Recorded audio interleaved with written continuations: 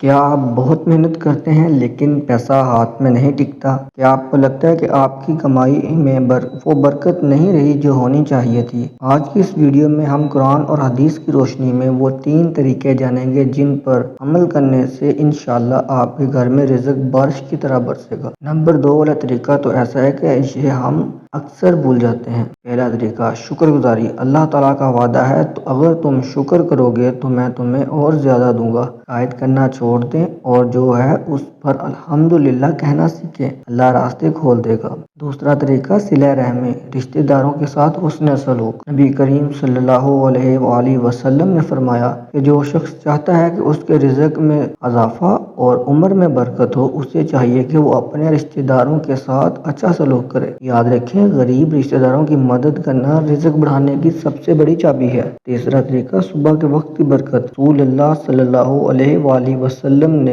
امت کے لیے دعا فرمائی کہ اے اللہ میری امت کے لیے صبح کے وقت میں برکت عطا فرما۔ جو لوگ فجر کے بعد سو جاتے ہیں وہ برکت سے محروم رہ جاتے ہیں۔ اپنے دن کا آغاز فجر سے کریں اور برکت خود دیکھیں۔ ان 3 طریقوں پر عمل کر کے دیکھیں، آپ کی زندگی انشاءاللہ بدل جائے گی۔